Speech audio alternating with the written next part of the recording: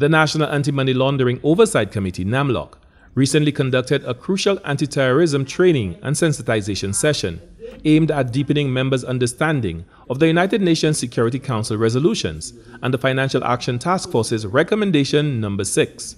This recommendation mandates the identification and freezing of assets associated with terrorism and its financing. Juliana Alfred, Permanent Secretary in the Attorney General's Chambers and Chair of NAMLOC, emphasized that this training is a critical step as St. Lucia prepares for its 5th round mutual evaluation.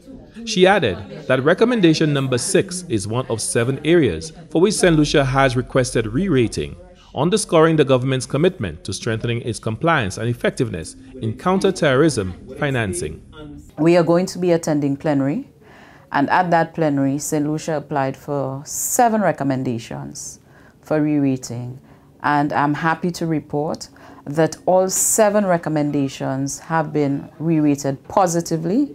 So St. Lucia is going into this meeting having improved our re-rating standing just as last year. The recent review saw St. Lucia achieve upgraded ratings across all targeted recommendations, moving from non-compliant to partially compliant for recommendation number 6 and 7 on sanctions related to terrorism and proliferation.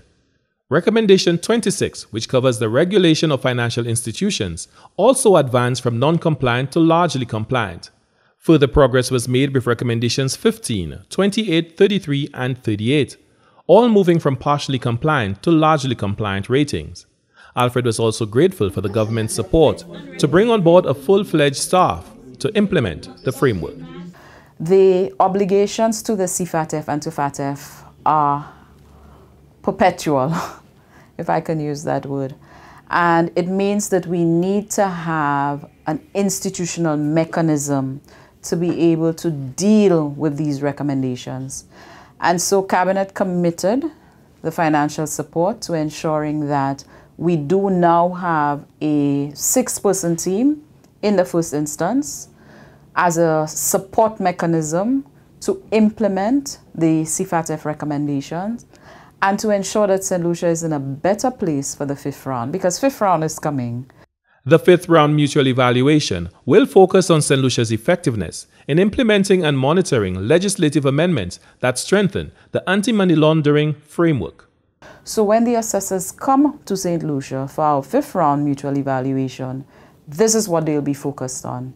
And so that's why that training was very important for us, so that we can look at what systems we need to put in place in terms of ensuring effectiveness of our systems across the board. St. Lucia's improved ratings follow on its May 2023 application, which successfully upgraded 20 out of the 22 FATF recommendations. This progress, highlighted in the final report available on the CFATF website, reflects the NAMLOC's commitment over the past 3 years to bolstering its framework for anti-money laundering, counter-terrorism, and counter-proliferation financing.